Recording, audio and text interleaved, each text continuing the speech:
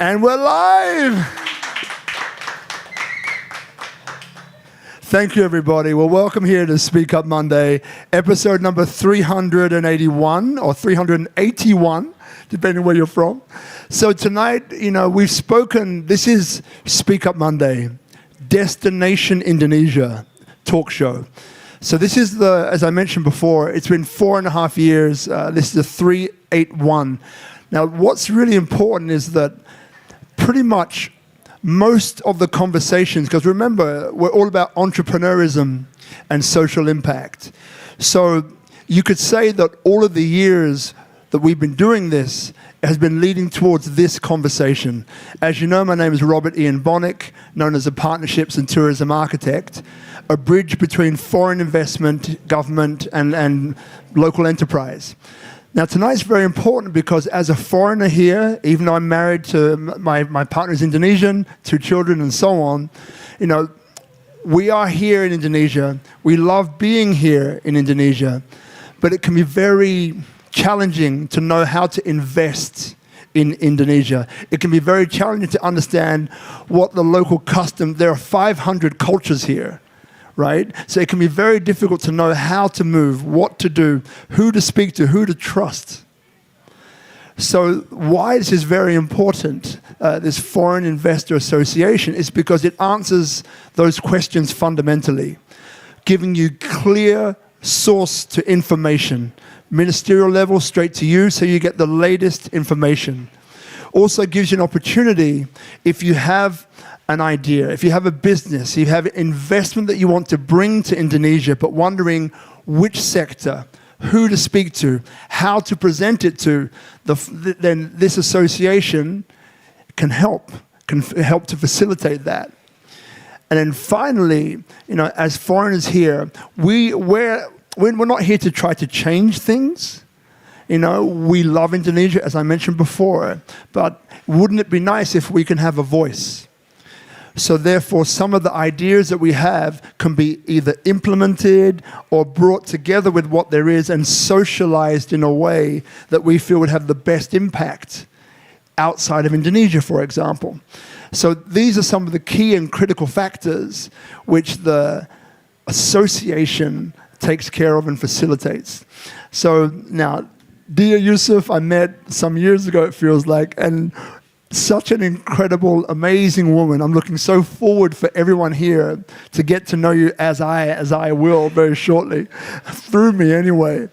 So now you're not only the president, right, of the first Foreign Investor Association in Indonesia. You're a G100 Global Chair for Business Accelerator, a CEO of your own company, Indonesia Prima. You're an incredible writer. You're a mother of 3 who manages to do so much. Yet, it's kind of upsetting for me because I can't use my kids as an excuse anymore, right? Looking at what you do and how many countries you visit and how you manage to keep that whole family together, I think it is amazing, right? So everybody, please put your hands together for Diah Yusuf one more time. So look, maybe we start closer to the beginning, So as I mentioned before, you have this multi-dimensional quality to you. You're doing so many things, right? So maybe take us back. Where did life begin for you? So was it Jakarta? Where was it? Yeah. Okay, thank you. Okay, so back to the story. I was born in Surabaya. So it's not Jakarta, but I now live in Jakarta. So at first, I like to helping others. That I think the first point why I do so much thing. Because in my religion, when you can help others people, it will be more. You can count sustainable and until even you are not in the world anymore. So that's helping others is mostly become my driver to do anything, to do many things in the world. Yeah. And one thing which I neglected to mention, you're also a PhD. Right? Where does she get time to do all of this? I'm like, my God, it's amazing, right? And I mean, I remember we had this conversation recently at this AI conference that we just finished at the weekend, right? That education is something really important to you. So maybe if you could just let people know, because I think it also gives us a window into who you are, what the current state of education is here in Indonesia. Yeah. My PhD also comes from India. It's not from Indonesia. But this actually is a honoris causa PhD because they think that they appreciate what I'm doing for the women globally, to empower women globally. So I got the PhD honoris causa from India. So for the education, yeah, of course we need the education, but education not only from school. It's what I believe. So that's why my 3 kids all is a homeschooler. I am a homeschooling mother. So just so I know if you might have missed that. So so let us know how, I know this, but let them know how old your children are. There are 3, and they were all homeschooled. Yeah. The first one now is 22. Then the second one is 19, and the youngest is 10. Amazing. Yeah. Amazing. And so where did this? You have an incredible family, an understanding husband as well. I remember our conversation there. But you mentioned, about education as well in Indonesia being, it's what the 4th most populous nation in the world, soon to be, the 4th largest economy in the world. But the education doesn't necessarily follow on. Yeah, that's why the education system in Indonesia is still not being proud of. But I believe that, let's say my kids, I have 3 kids. I know that all of them have the different potential. So that's why the first one, I asked him to be more on the management side, on financial side. The second one, more on creativity. So she also as an influencer and also a model for the commercial ads. And the third one is more on the IT, and now is a programmer developer also. So that's many people also asking me, Indonesian people, why you homeschooling your children? If you homeschooling your children, so how they can interact, get interaction with the social, right? Yeah. But my experience, while they are not have to go to the school, so they have many time to go to the interaction. Let's say the first one, because we are Muslim, so he can go to the mosque every time, because as a Muslim we should pray 5 times a day. So because he is not in the school, so they can go to the mosque. The second one, they can have an online friend and choose whatever she like. If we are going to school, it's like given. Your friend is given. You cannot change your friend because you are a schoolmate, right? So I think that with the homeschooling, when we are informed about the why education, what is education in the right way. Remember yesterday I said start small, start now, and start right in the right way. So after that, now they're looking for their own knowledge. They can learn from right now from the Udemy, from Coursera, etc. And when it's compared with other kids, they're more, let's say, more knowledgeable than their friend in the school. Because in the school, let's say in Indonesia, we have many like a bullying, like a teacher don't like the student. The story, something like that, is many happen in Indonesia. Yeah. The interesting part is that entrepreneurism runs deeply within you. The G100 chair, globally. Where did that spark of entrepreneurism come from within you? Because I can see it's also the driver of much that you've achieved and are continually achieving in your life. But where did it start, that entrepreneurial spark? Yeah, many people also asking about my leadership, about the entrepreneurial. I can say that maybe I start from the kindergarten. Wow. So, There's yeah. hope there. You know what? There's hope yet. She started from kindergarten, right? My kids are like 7 and 9. Yeah. We're doing the homeschool. It's like, is it too late for them? It's not too late, kids. If you're watching this, it's not too late. Dad says it's okay. Yeah. So, Corey, back to you, the Because kindergarten. let's say in kindergarten they asked me to be a leader in the class, right? Then when we have pramuka here in Indonesia, pramuka Scott apa? Girl Scouts. Yeah, Girl Scouts. Yeah, they're asking me to be the chair of the group, right? Then when in the high school, in the senior high school, they appoint me as the chair of the OSIS. We have like a student community in the school. So I think that the leadership is I learned from the kindergarten. Yeah. So yeah, It was and like then, it was like kindergarten and Girl Scout, Yeah. Girl Scouts. Yeah, then after that, yeah, I have a social life, I have a network, and then I learn step by step, one by one. So that's also for the entrepreneurial, because I think that entrepreneurial is not about the skill, but it's about the mindset. Because for me, leadership and entrepreneurial is should be combined together, cannot be separate. Because once you are entrepreneur, so you should be a leader too. Yeah. Once you are a leader, you also can thinking as an entrepreneur. Yeah. You know, having 2 kids, as I mentioned, Too 7. heavy. It's Yes. not too heavy.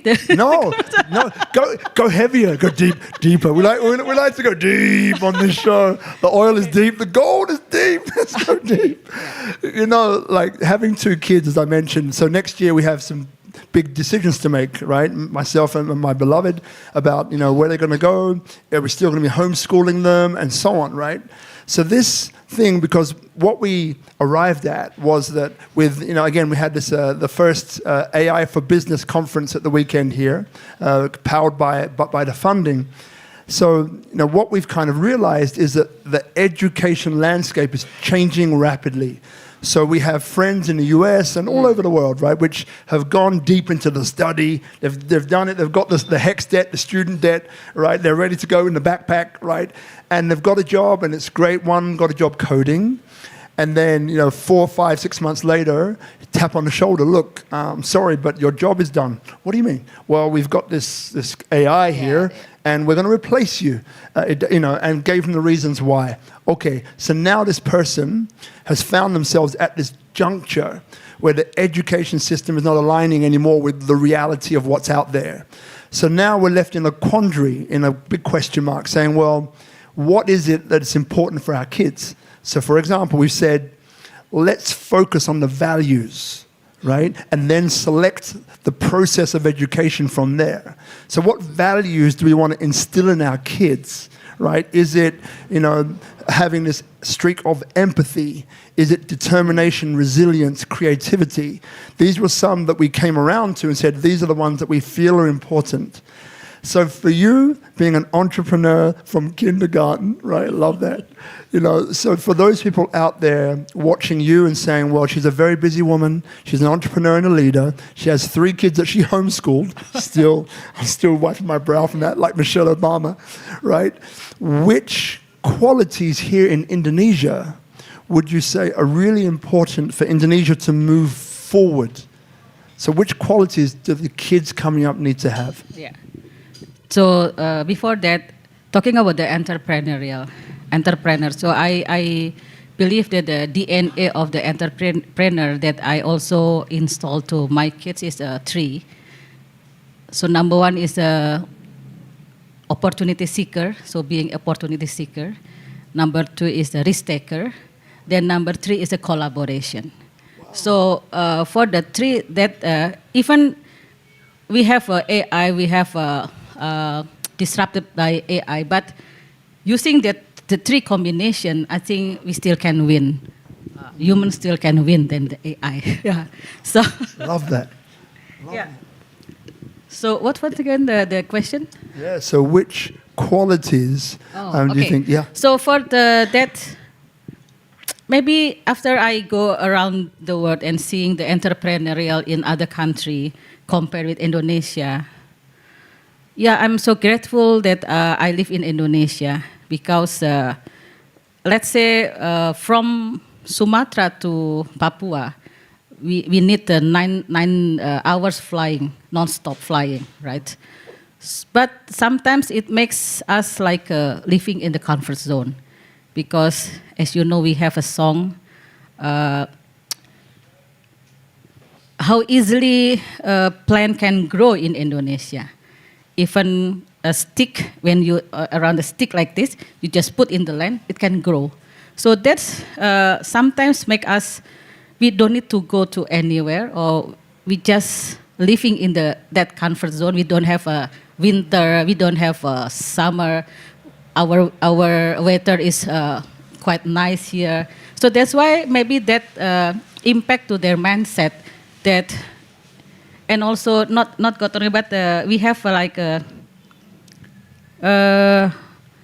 even we are not eating, but we stick together. So that's the important things. Apa namanya? In Indonesia, say that yang penting ngumpul. So the first thing is we are together, even we are not eating. So that's why you can see in many house. You have a 3 generation in one house, because they like to be together, even they are poor. So that's, I think, this is good, but that's why me myself also like convinced to my friend that, hey, we still need to do something, not only in Indonesia, but global should know that we are also good and in the international level. Yeah.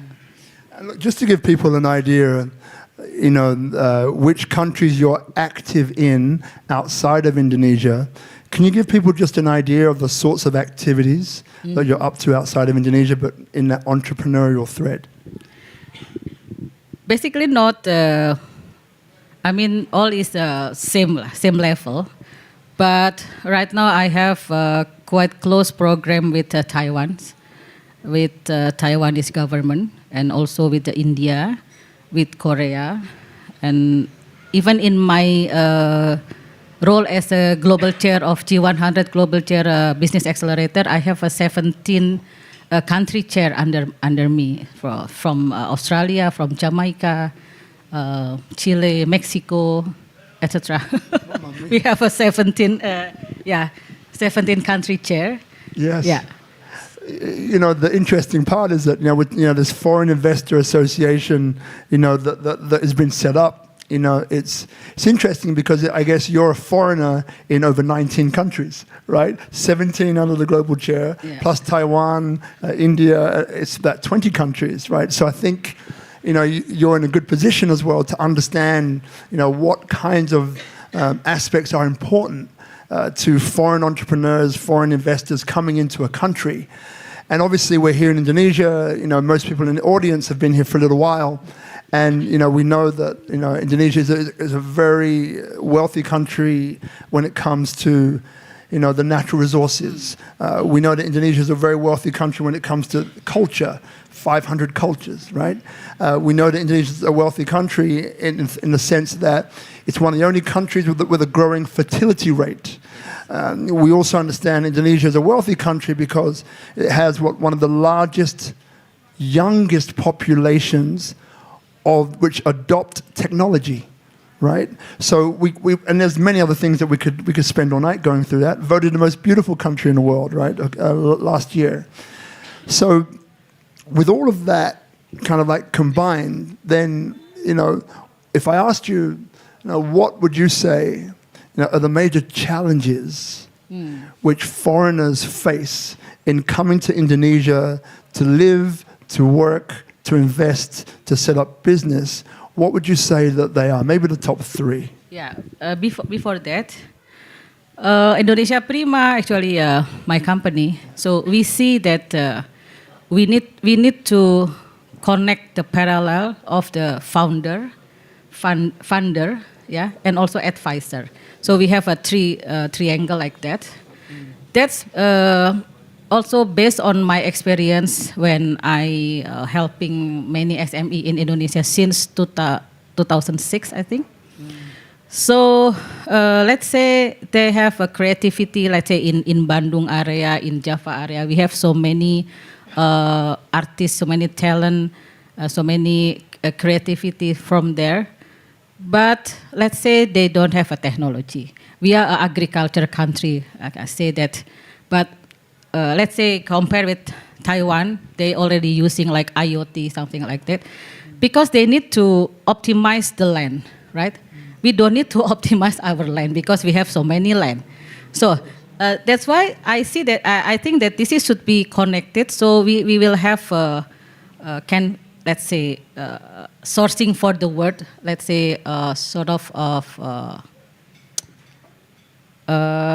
for the food, for the food chain, So I think that if from foreign technology, combined with our natural resources, it will be more optimized and it will be more optimum to bring to the global, to bring to the global level. So not only for Indonesia or not only for the bilateral relationship, but I believe this is good for the global level. Yeah. So as you mentioned earlier about that, that's all correct. That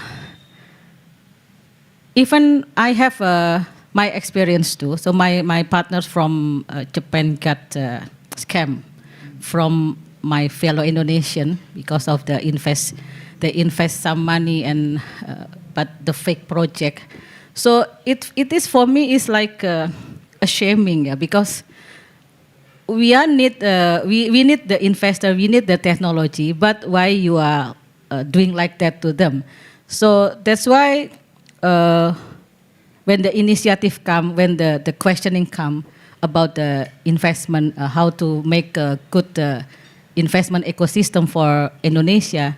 So I think this is a good momentum, because we also working closely with the BKPM, with the government. Yeah, it's a good momentum. So the investor who will come to Indonesia is not have a confidence. Yeah, the confidence level will be up. So it will be higher. Then they can have develop or growing their money in Indonesia. But beyond that, it can be have a collaboration with Indonesian too. Yeah. So with this association, of course, I hope a lot this association can be accepted by the foreign investor. Yeah. You know, we mentioned before about these incredible natural resources and talent and economic wealth that Indonesia has. And as you know, because I talk about it a lot, but maybe those people watching don't, you know, I think, though, one of the biggest contributions Indonesia has to make is the philosophy. You know, so the 5 guiding principles of Indonesia, Pancasila, which in the Investor Association I see parallels. You know, the motto of Indonesia, Bhinneka Tunggal Ika, right? Unity and diversity. When I look at, you know, the UK, I am English, by the way, in case you're wondering. You know, prior to a little while ago, it was God Save the Queen. I look at the US, I think, what is it, home of the brave, land of the free, or other way around. Then you look at Indonesia saying, well, unity and diversity. Yeah. If I knew none of those countries, and you asked me which one has, you know, probably the most important future, I would choose unity and diversity, because I think that's what the world needs. We need to come together. And then you have gotong royong, right? This another beautiful like philosophy of way of being in Indonesia, which, if you don't know what that is, it's about, you know, the community coming together to solve a community challenge together, right? To solve a community challenge together, which I think, again, is extremely powerful. And then obviously here in Bali, we have Tri Hita Karana, which is the way to happiness and prosperity, taking into account, you know, 3 valuable, important things: relationship of human to God, human to environment, and human to human prosperity. So we see this enormous wealth in this country, which I think can be a great way for other countries to develop. And look, we know that there are challenges too, right? As someone told me, you know, nowhere has everything, but no place has everything, but everything is somewhere, right? So something like that anyway. So when I look here, I look at companies like, you know, Bali Solve, right? For example, Dodo, And what they do is that, they help foreigners and expat make smarter choices, right? So with all of that said and done, you're in touch with government. You have your own very successful company, Indonesia Prima, the G100 chair, another 20 countries that you're in business with or in operation with, and so on. If I ask you, where is the future of Indonesia? Where is the opportunity? Because I remember your kids' opportunity. I love that, by the way. one of the three qualities, opportunity. Go for it. Where would you say the biggest opportunity is for Indonesia going forward over the next 5 or 10 years? Okay. This is actually a ministry level question for that thing. You're in touch with the ministers every week. Come on, you know the answer. But if we see the Indonesia situation, we are in the the equator line. We are the second coastal line in the world. So 2/3 of Indonesia is sea. So we have so many biodiversity, so many fish, in the sea is so many. So I think agriculture and aquaculture is our future. Yeah. Then we see also, even I think we are still not perfect and still need many things to improve. But what I see is now our middle class is rise up. So they also like me is have a friend like you and other foreigner here. Then also I learned so much from you all. Yeah. So it will be develop Indonesia for the future too. Yeah. So I think we still have so many things to improve, of course, let's say in our government, etc. But we will working closely, like I'm from private sector, we are from private sector, but we are working closely with them and inform them is many things that maybe we can change, even we cannot change instantly. But I think we still have a good future, especially after this Mr. President Jokowi is a 2 period, and many countries appreciate with what he's doing, especially after G20, and also the peaceful message to all over the world. So I think Indonesia still have a future, a brighter future. Yeah. Love that. So look, what we're going to do, so we've got a few people here, Tina and Anastasia. I'm going to ask you to come up very soon, right? And we're going to have a wee chat. So, but before we get there, people here in the audience, you'll have a chance, because I know that most people here are, they've got questions, right, about the association. What does it stand for? What does it mean? How does it work? So I want to give you the option of having the time, to basically ask those questions and have some of them heard. So, but before we get there, so we're here in Bali, right? One of the 17,000 plus islands in Indonesia. We obviously love Bali very, very much. We have people like Alex, who's in the audience over there. Got a great group, ecosystem transformation, 400 stakeholders, scientists, government, all about the environment and what we can do and how we can help and support. Obviously, myself being part of the funding, along with Anastasio and Tina as well, the very important groups, right, who are here making a difference, right? So that aspect of gotong royong, of working together, to solve, a challenge facing, the community. What would you say is the biggest challenge for that to occur? The biggest challenge, I think, like a mindset. Yeah. So, like we know about the growth mindset, and we know also the fixed mindset. So, like I just see the news about how foreigner in Bali, and sometimes also not respect to the culture.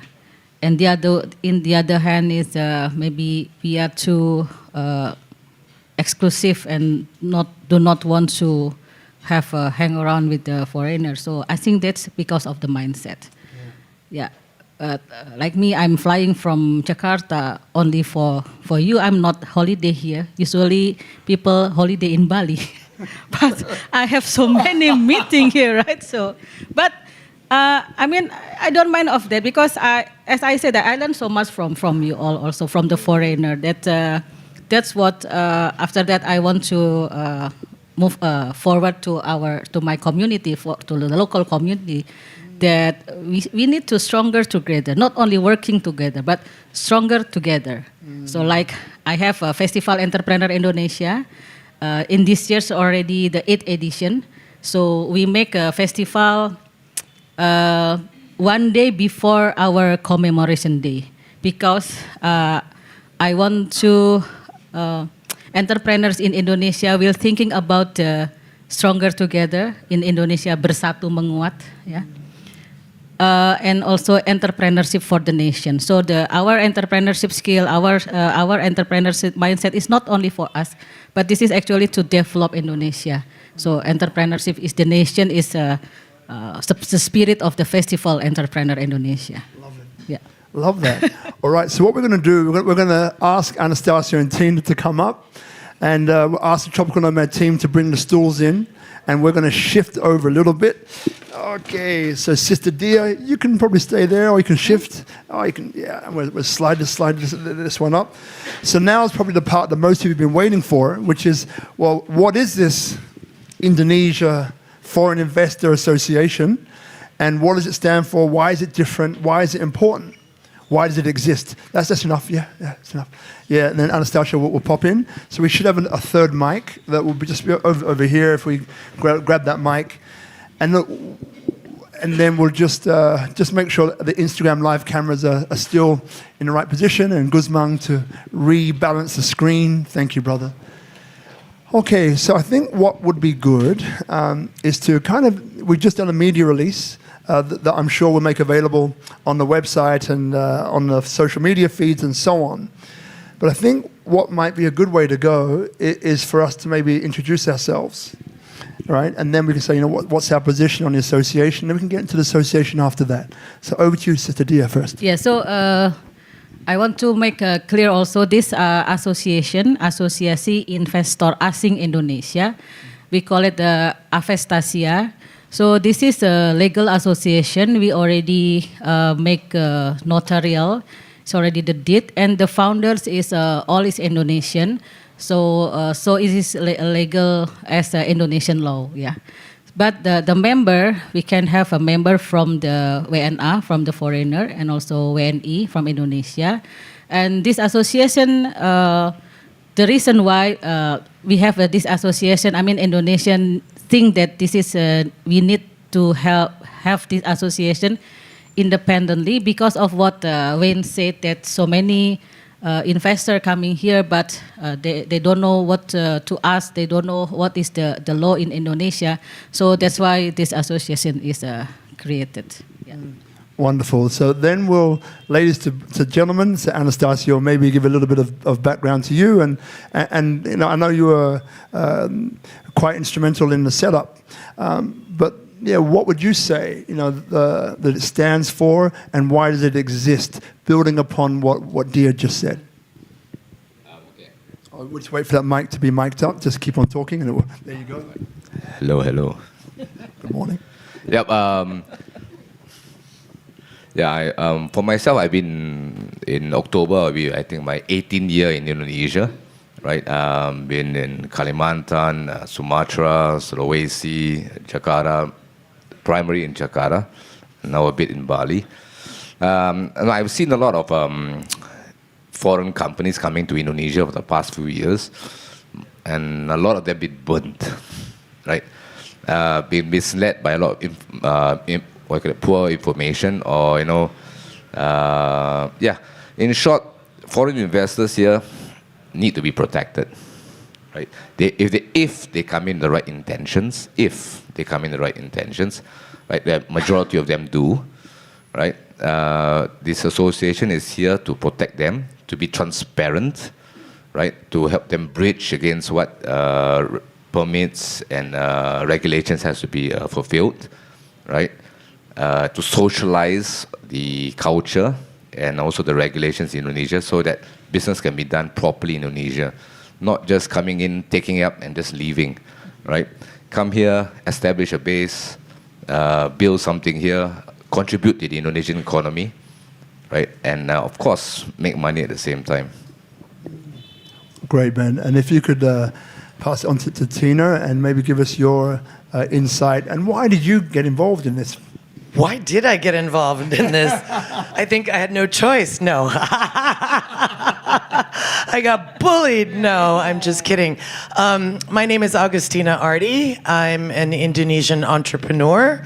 I'm the publisher of a lifestyle magazine called The Yak.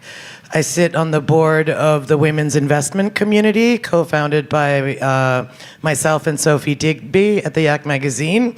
And I've been an entrepreneur pretty much all my life as well. Similar story. I run my events management company here for the last 24 years on Bali, but have been involved in almost every kind of business on the island, including owning nightclubs, restaurants, jewelry company, and I have a shrimp farm in Yogyakarta. Which not many people know about the shrimp farm, by the way, but now it's public. It's public. I'm the prawn star of Java. But basically, from a young age, my father founded the Indonesian Chamber of Commerce, Kadin, with a lot of the elders, and now it's a new generation there. But he always instilled in me supporting the small and medium-sized enterprises, or the UMKM, as we call it in Indonesian. So I've always been really into supporting entrepreneurialism, being an entrepreneur and starting small business, but I understand that they need support, and it's not always government support that can give it. So we, as an association, are here to bridge that gap. Wonderful. And look, if you pass it back to Anastasio a second. So we didn't hear about your background. I know it, but people here probably don't. So just a little insight into your background, because I think it's important.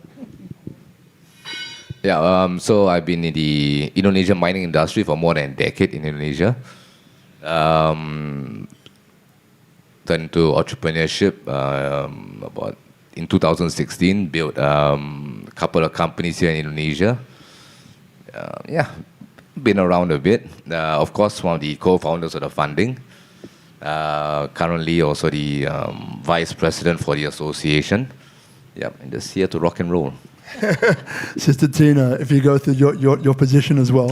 I am, for the Indonesian Foreign Investment Association, the membership chair for, I'm the I'm the program and events manager, the chairperson for program and events. That's what I'm doing. Right, and I myself, in case you're wondering, I know the director. We share the title, the director for membership and community relations, and obviously, Diah, you are the president, and we also have Agung Wirapramana, who is the Secretary General. Wonderful. So. Now, questions. So in a couple of minutes, if we take that third microphone, maybe IU or someone here. So I know that you have questions here. So just feel free to pop the hand up. The microphone will come around to you, and feel free to answer your question. Now, before we do that, just a viewpoint. I mean, Diah, you've spoken about some of the biggest challenges facing foreigners. Anastasio, you have as well. Now, Tina, Agustina, so you've been here working with foreigners for a long time to those various interests. So what have you found has been some of the most challenging situations that foreign investors who are bona fide, who actually come with good intentions and want to do good things, what kind of challenges do you think that they've faced? And Diah can maybe just pass you the microphone. Thanks, Rob. So I have worked in partnership with a lot of foreign investors that have come onto this island, also in Jakarta. And some of the main concerns they do have are that they don't have a clear channel of communication or guidelines. They don't understand the taxation laws. They don't know the correct procedures for starting up their own ventures, and often get misguided along the way, or not scammed, but get misleading information. Unfortunately, there are a lot of stories where people have lost a lot of money without all this information, and then they get disheartened about investing in Indonesia. And because foreign investment is one of the biggest factors of the GDP, we actually really want to be here to provide that concise information, and I think we can be that communication gap. And look, one question which I'll address to Diah is, so maybe if we give people an understanding of, the setup in terms of, the connection with different departments and these two boards that we have that help to facilitate a connection to various government departments, and also can give the appropriate real-time information to people who are members of the association. Yeah, but to add what Ibu Tina said, that this, let's say, is a message also for the foreign investor, because they should know also our culture. Because in Indonesia, as you mentioned, we have 17,000 islands. Even from Jakarta to Bandung, it's only 2 hours by car, and now we have a speed train from Jakarta to Bandung, 20 minutes, and this is the only one on the Southeast Asia. Yeah. So what I want to say that understanding the culture is also quite challenging for the foreign investor, but of course you should have like a local partner to do the culture, because even me, I cannot speak Sundanese. In Bandung, when you go to Bandung, only 2 hours from Jakarta, the way they are speak also different. The way they are greetings, even from Jogja to Solo, only 1 hour driving is also different. Yeah. So don't think that let's say we are like Singapore or other country, but of course, yeah, we are different. So that's I think one of the challenges that investor also should know about this one. Yeah, that's a great point. And then maybe if we pass it to Anastasio, the breakdown. So people they join. We've mentioned some of the benefits. You can perhaps expand upon that. But in these 2 boards that we have that help to facilitate, maybe let people know so they have an understanding. Right. So there are 2 boards that the association has. The first one is the Board of Advisors, which where representatives of various government agencies are. This is where the bridge between government and foreign investors is conducted. The other bit is the Board of Experts. So what the Board of Experts is, it's a board of Indonesians who have been, let's say, who specialize in various sectors. Let's say, for example, I'm a foreign investor coming in. I'm looking into investing in the agriculture sector. So what we have there is someone in the agriculture sector, right, who can advise foreign investors on how the agriculture is here, how the sector is, how the growth is, what the potentials are, what the risk, etc., etc. Right? They also goes into the laws, even from banking to taxation and so forth. So this is where the Board of Experts also come in and assist foreign investors in establishing themselves here. And yeah. For the benefits of for foreign investors as members, I think we have 2 major categories. The first bit is as an individual, and the second bit as a company. So as an individual, right? Of course, it's just one person that comes in. As for a company, it will be for 2 individuals representing that PMA company or foreign invested company, right? So this is also open to foreign investors in and out of country. So let's say, for example, if you are a company that has not been established in Indonesia yet, you can still come in as a member and to reap up the benefits.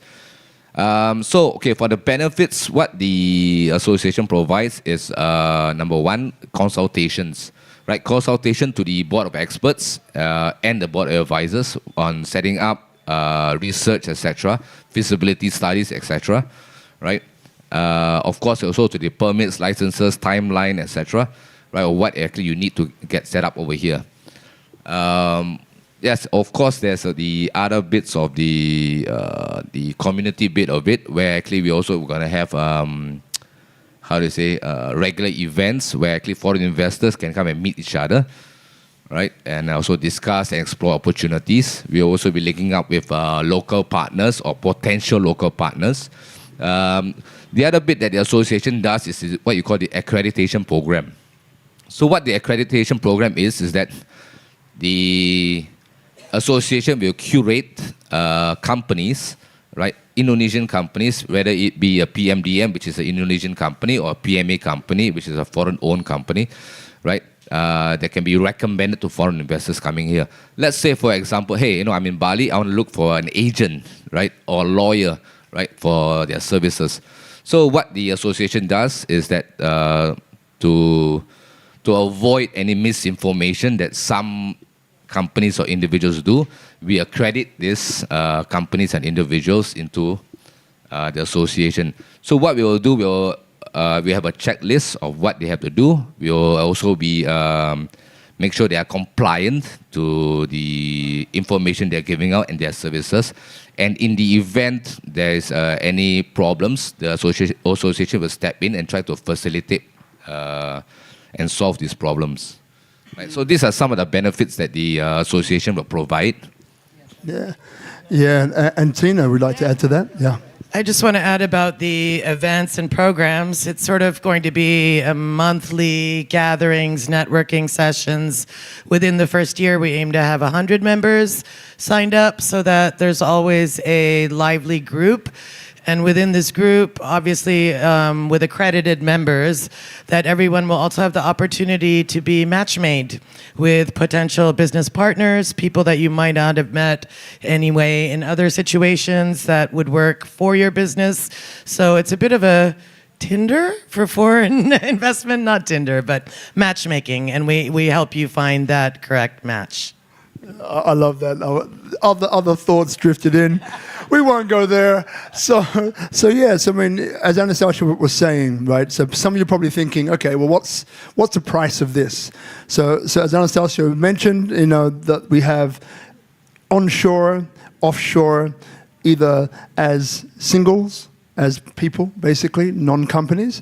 And then we have also an options where the company is either in Indonesia or outside of Indonesia. So they're the two sectors. So maybe you'd like to inform people. Right, I can't really recall the prices, but okay. I've got the prices. All right. All right, correct me if I'm wrong.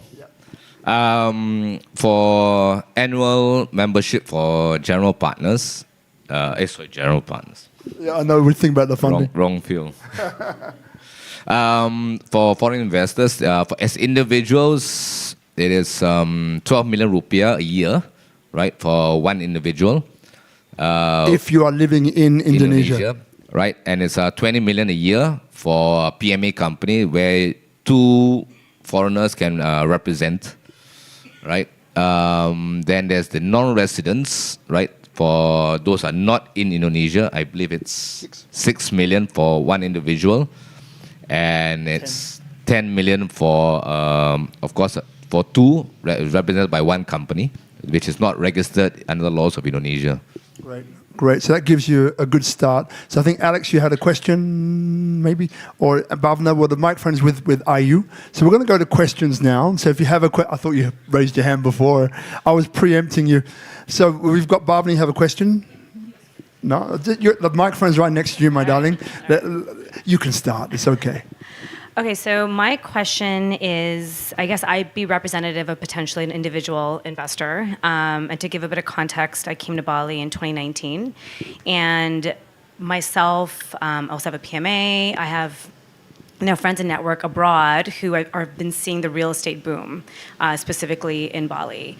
And one of the things that concerns me is that as much as it's great to see this influx for the economy, there has been a complete, I think, somewhat disregard for like the green zones in Bali. And so a lot of that is being done away with, which I think is affecting the culture, the climate, everything. And so for me, what I'm wondering is there's people and there's lots of ads and things that speak really loudly to real estate in Indonesia, coming to Bali, villa building, all of this. Yet the government, I'm not sure if it's the government or where it lands, are not sort of mitigating the right way to go about it, because I think they see dollars and they build. So what I'm curious to understand is, if I as an investor or representative of someone abroad were to come in, how do you mitigate that to point in the right direction to build in a way that is sustainable and respects the environment, versus them being punted over to all the other agencies that you see? So you just kind of give me like a simple example of what the difference would be.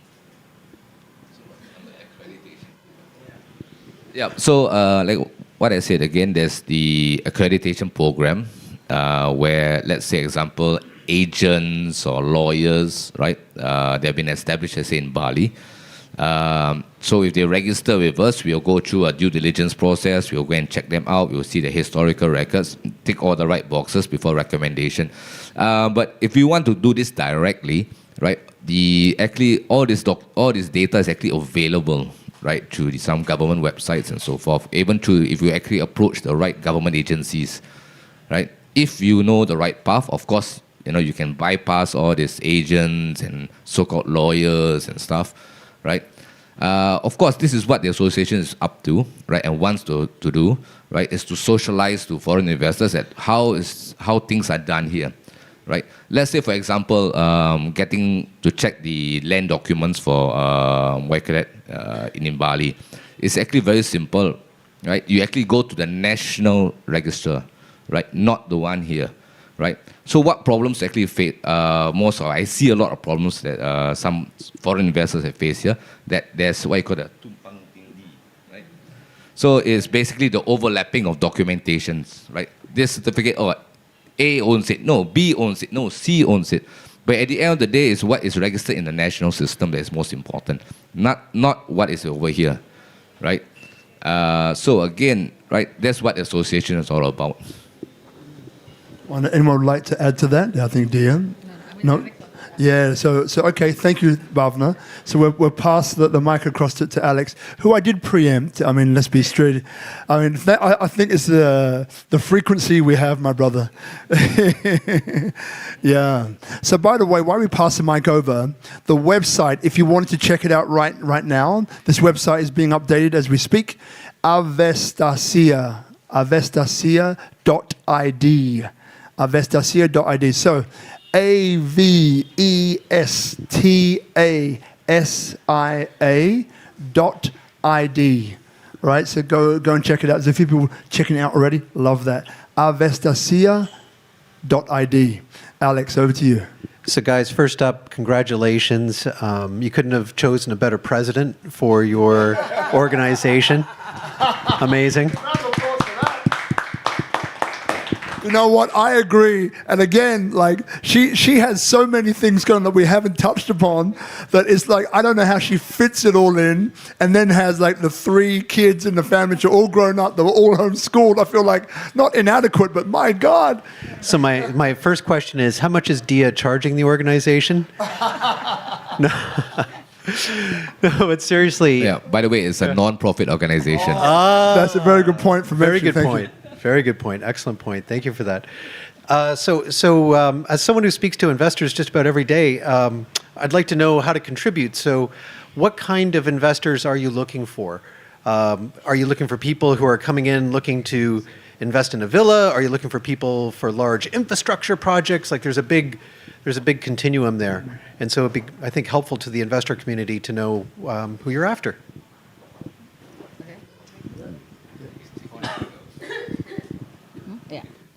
Okay, so what kind of investor we are looking for actually? Because as a general, Indonesia have so many projects. I mean, not only from the government. Even the government, we have a national project. We have also the region project. We have also province project. So many projects. But we also will have a project from the private. Let's say for the private sector lah, in the retail things, in the tourism, etc. So. As Tina also already mentioned that in the website later we like a matchmaking project, something like that. But the highlight is the accreditation. So we also should make sure that the project is real, the project is not fake. Vice versa for the investor, because I myself also have some experience. I already contacted with the governor. They said that they are an investor, the real investor, but Zong actually. So something like that, I also don't want to have the same experience through this association. Yeah. And Anastasia, I think you wanted to add to that as well. Yeah. I think in brief is that the association is open to all kinds of investors, right? Doesn't matter if you have $1 million or 100 million US or billions of dollars, right? The association is here for you, right? Of course, as what Diah was saying, there will be opportunities that the association will bring out to those who want to explore.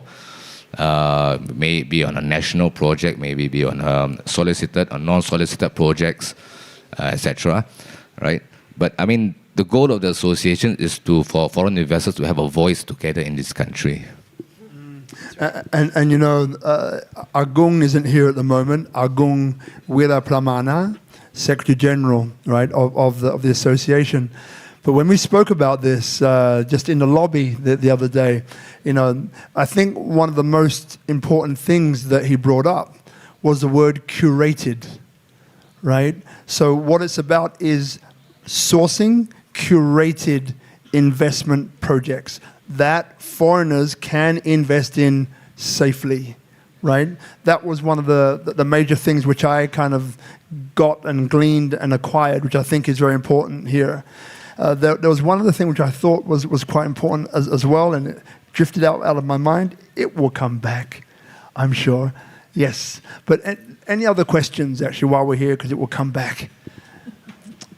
All right. Just over here. Oh, you have the microphone already. Great. Hi. I'm Meryl from the Caribbean, and this is my first time in Bali.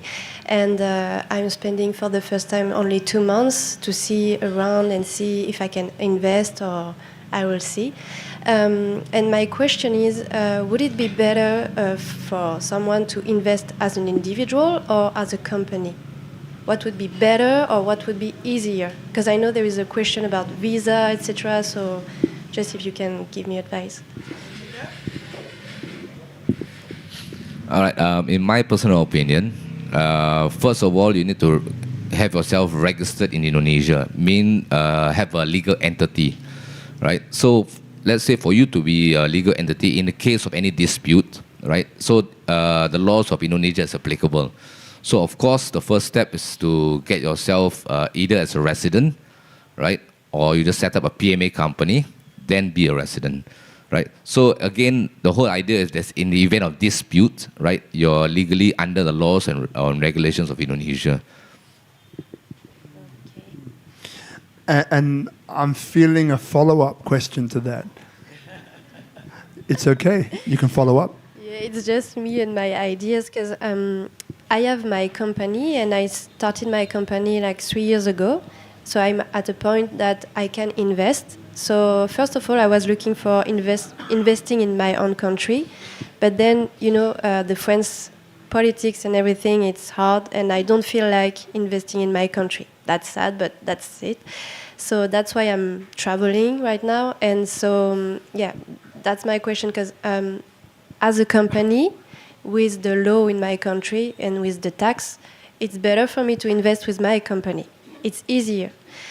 So that's why I had this question. So now I'm still wondering. Yeah. So your company is established in which country? In France. In France, right? So what you can do you can actually set up a company here in Indonesia, which is owned by your company in France, right? So you can have 100 XX amount of percentage owned by that, right? And then you as the director of the company. So for you to get an investor kitas, you need at least 1 billion rupiah of investment under your name or shares, right? So you must later we'll talk more on the authorized and paid up capital. But in short, right, to get an investor kitas, at least 1 billion rupiah, so that you can stay there, or not, you can just do a working kitas. But the point is, again, this is what I've done also when I actually have a company in Singapore and started my first startup in the free trade zone in Indonesia. So what we did is that our Singapore company owned our Indonesian company. So from there, as we established the business, right, we took bank loans at XX amount of money, percentages compared to Indonesia. got it all there. We raised funds all from Singapore, we invested there, and then grew it up from there. So I mean, that's one way you can go about it. Okay, and then your association can help us choosing the best thing in which investing. Yeah, the easiest, the best. We can advise, right? At the end, we will not help you to choose, Okay. right? I mean, at the end, it's your decision. But I believe there will be solicited, non-solicited projects. There will be national projects and so forth. Again, if you want to go into other sectors that is not covered, there will be the board of experts there, right, to assist you. Thank you very much. Yeah, Diah will add some. So, because we just launched yesterday also, then now our homework is to make the websites, yeah. So in the website, all the information will be there, including the project, which the project that you can choose over there after you are a member here. Yeah, thank you. So those people just joining us, this is the first Foreign Investor Association in Indonesia. We have the president and other various members of the board here tonight just to kind of guide you through why it's important if you're looking in a bona fide, true way to invest meaningfully in Indonesia, then this association can help you to facilitate that in a very powerful, effective way. Now, on the website, which currently Avestasia.id, so just for those just tuning in, so Avesta, AVESTASIA.id, right? So you'll find there right now an article about special economic zones, for example. So part of what we were saying before was about up-to-date information, right, that puts you in the driving seat. Because as we know, information and knowledge is power. But that information and knowledge applied is potent, right? And that's really what you need in a nation like this. You need to understand the psychographics, the demographics, the culture of which, as I said before, there are 500 cultures, a couple of hundred languages. And as Diah said, right, an hour or so or 2 hours away from her home, it's like a different dialect that's being spoken. So she, being a smart, incredible woman, has other people to help her. So this gotong royong, this community coming together to solve a community challenge is really what this is all based upon. And that's one of the philosophical, cultural adjustments that as a foreigner coming here, you need to understand. So I'll give you, for my Bahasa isn't great, but has to improve, clearly. But the 4 things as a foreigner that I think is super important for you to study, for you to look at and pay attention to are as follows. So the first one is Pancasila, which is the 5 guiding principles of Indonesia. Very important. Number 2, Bhinneka Tunggal Ika. That is the motto of Indonesia, unity in diversity. Then we have Gotong Royong, which, as I just mentioned, is about the community coming together to solve a community challenge. And being here, that we're here in Bali, then Tri Hita Karana, which is a way to prosperity, as I said before, by addressing, and look, the way that you apply this in business, because some people maybe still a bit foggy, is like this. So if I have a project or an initiative, then I ask myself these 3 questions, right? So how does my project, initiative, or business impact human to God, culture, customs, traditions, religions, right? That's the first one. As I sweep down over here, human to environment. So how does my project impact or affect the environment? Regenerative systems, policies, practices, and so on. And the final one is human to human prosperity. So in a blatant way that Westerners understand, how does it make money, right? Because as we know, we're in business, yeah? So if it isn't making money, then it's difficult for it to move, right? It's difficult for it to add value to other people and create prosperity. So these are the 4 things which I think, as foreigners, if you're looking either on Instagram, Facebook, YouTube, or you're here live, that they will be a really good start for you to get your head around what is here, why it's here, how people are, right? Which I think is, as even Diah says, an hour away, she's doing the same thing, right? She's asking other people, consulting with trusted networks, trusted people to get the best knowledge, the best information, because knowledge is potent when applied properly. I guess it's back to me. So any more questions? Yeah. Wow, I think we've done a great job in answering the questions. Let's have a time check. My God, we're doing pretty good. Well, look, I think what's important is, is as we begin to... You have a question? Great. All right, so just over here, Guzman, over here. Yeah, just fire it to your right. Great. Final question. Thanks, everybody, for the beautiful talk and the beautiful initiative. What about people, let's say like me, looking for investors, foreign investors, for particular projects, let's say environmental or others? So then the question is, what about foreigners looking for the projects? Yeah, looking for your project. Well, no.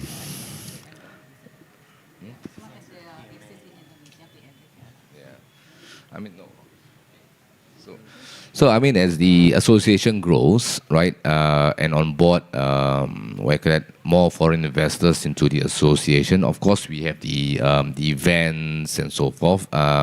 Again, is during these events where that we're networking and so forth. I believe this is where you actually can approach potential foreign investors and so forth, and of course, local partners and other local investors. Great question. Thank you. Now, by the way, there might be a continuation of that one. So if people do have another question that they may not want to be on camera for, after this little wrap-up, then there'll be an opportunity for you to ask that question without being recorded or broadcast. So just to let you know if you do have another question. So is there anything you'd like to add to that? Yeah, maybe I can add something that don't forget about the market research.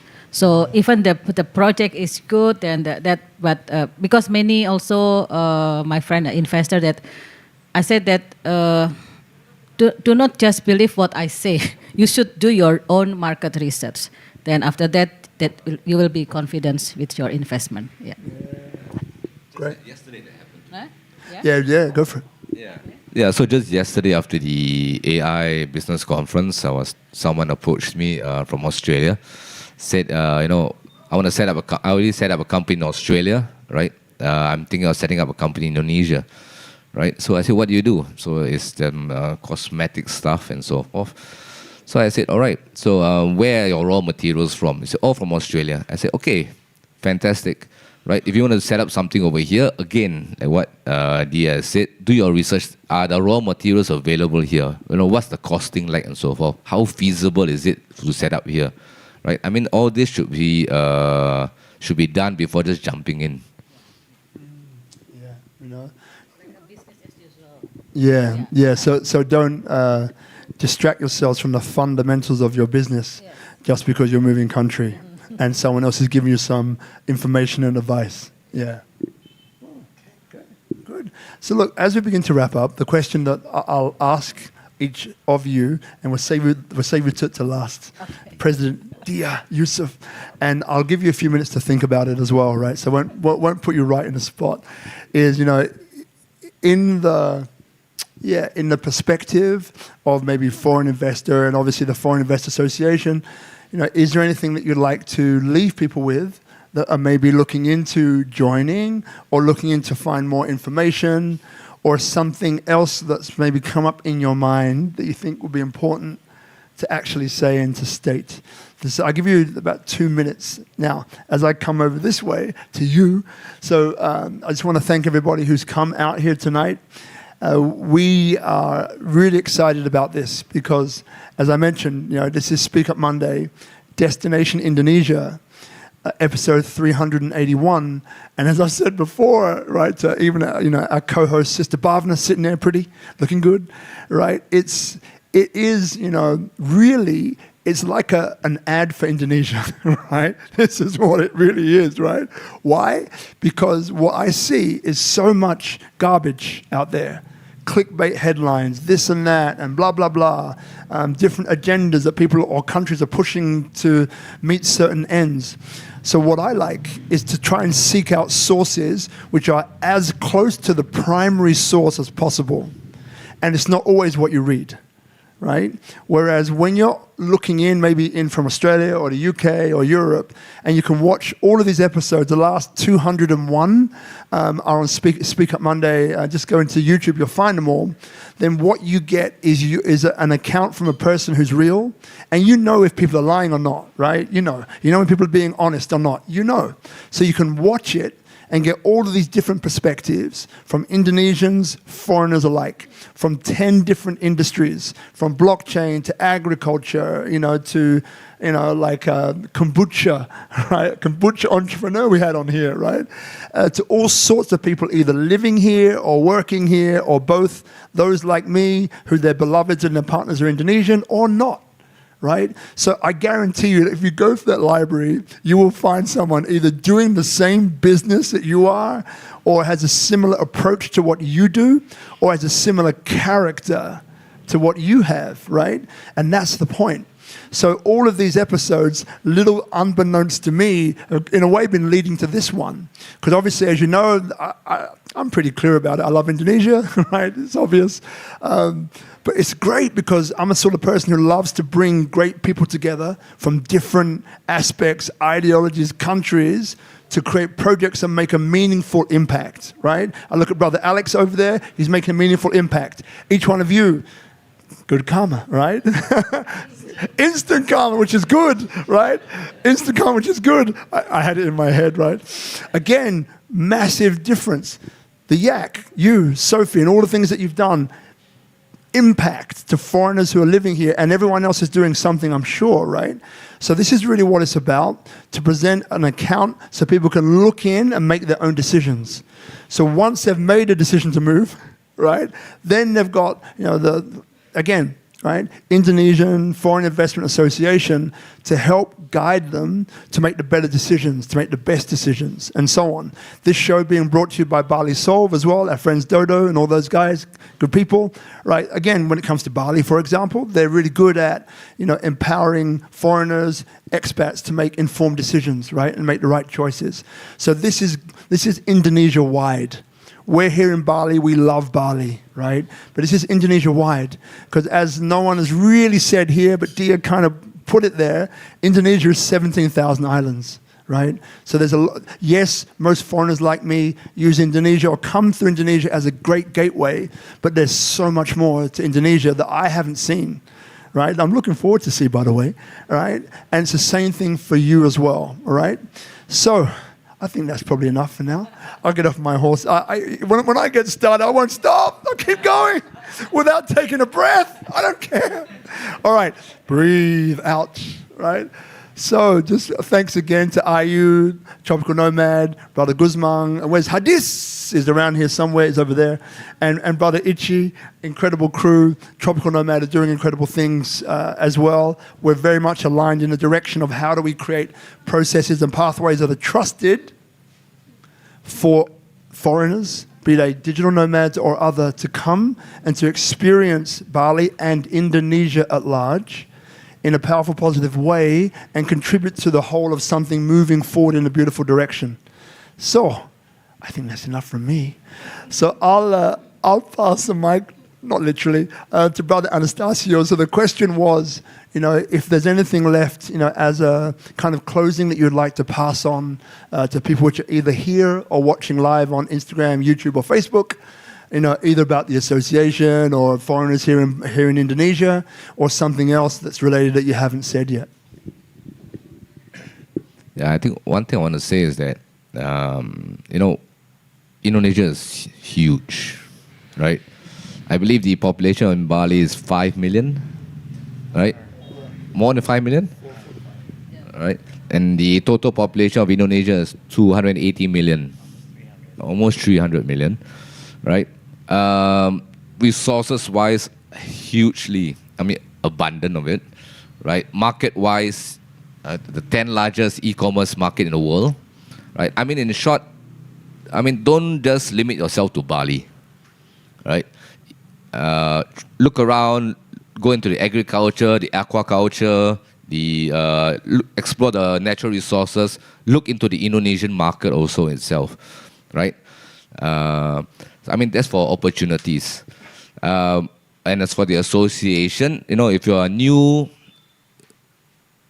you want to come to Indonesia as a new foreign investor, of course, you're not accustomed to the language and all that. I mean, definitely the association can be of huge assistance to you. If you've been here 5, 10 years, of course, right? The association can help you grow more.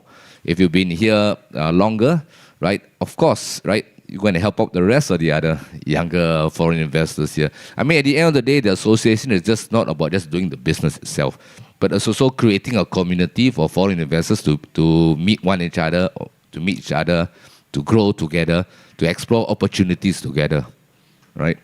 Love it, man. My brother. Beautiful, man. Okay, I'll just add on to that by saying I have been a part of a lot of associations here, sat on the BIWA, Bali International Women's Association board, some environmental boards that we had, but this one is really different in that it's really going to help you to be able to further what you're doing and develop your business in such a way that other associations probably are a little more social, which is great. We love fun and networking and society, but this one actually has the hard facts of what you need to be able to succeed with your business idea here. And as an entrepreneur, I do see a lot of businesses try and start and fail, and try and start and fail. And it's a real shame because a lot of people have, saved their money all their lives, and they come here really optimistic and wanting to put their money, plant their investment, and then it all goes pear-shaped after a year or two just because of the wrong information. So this is really more than anything a really good information dissemination tool, association, gathering group, and alongside that, of course, we're going to have some great events and networking. As Anastasio said, we all are fun-loving people and love that very much, but there is really the meat of the matter behind this association, and it really will be an effective bridge. So if you pass that to Sister Diah, and just before you start, remember Avestasia.id, Avestasia.id. So what I want to say to you, by the way, I call people brother and sister, right? Now, that confuses some people, right? But just to be very straight, if I feel a connection with someone, I call them brother and sister. That's how it is. So Sister Diah, I'm so impressed by you as a person and, how you managed to bring all the different aspects of your life together. And we sat the other day and, the things you do with your children, I've got ideas about our kids and just the kind of person you are to kind of keep moving and keep putting yourself out there to bring great things in, right? Which I think is amazing, right? So little does anyone know that this show was supposed to be a wrap-up for the AI conference, right? I know, but and it is because you're here, we were all there, we're wrapping up. But here's the thing, right? So I think it was just on the last day of the conference, I sat down with Diah, and she's saying, so SpeakuP Monday, right? She kind of in a very nice way, kind of invited herself on, right? And what I love about you is that you're an action person, action-oriented. So I was thinking, maybe in a few weeks, a month, whenever you're back. And I'm like, she's like, I'm here on Monday. And when like Alex does and other people here, for some reason, you cannot say no to this woman. No, you can't. You just can't. I don't know what it is. Some kind of energy force field that kind of comes around or something, So I just want to thank you for setting this up without even asking. It just kind of happened. You laid, there you go, the suggestion. That was it. The suggestion was there that was taken, but I'm so glad that I did. Super happy that I met you, and thank you so much for inspiring us to do this, which I think is super important for lots of different reasons. And the last word goes to you. Okay, so first of all, of course, this association still new, still not even a baby. So we need all of your feedback for this association. So this association can be as the ideal, as our initiative to create this association. So of course your feedback, we need to hear your feedback. And the second one, please don't think that we have 280 million people in Indonesia, not only as your market, but let's collaborate with the local so we can do stronger together. So not only the market, but like I said yesterday, we have huge resources, we have ocean, etc., but our education system still on 99. So let's build this together as we are also in a human side. Then the third one, how many lists I should say? You see what I mean? You see what happened? Like, how can I even give her a number? You know, she looks at me like, how many can I do? I'm like, whatever you want, however many you want. We're here for you. You from Jakarta.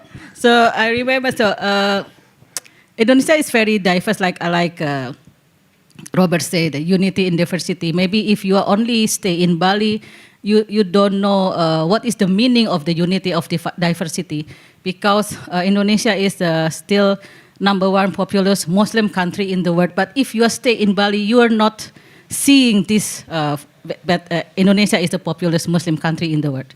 So, but we are living in harmony with us. We have a 6th religion here.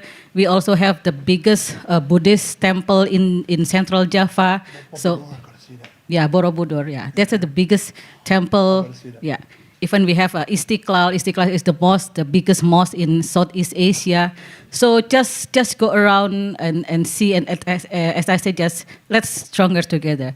And I also want to invite you to come to Jakarta, because we will have Festival Entrepreneur Indonesia on 15 and 16, and this year is already the 8th edition. And we will have also ASEAN Women Economic Forum on 18 and 19 August. So let's come to Jakarta. Yeah, that's my last question. Thank you so much. Diah Yusuf, please, hands together. Thank you.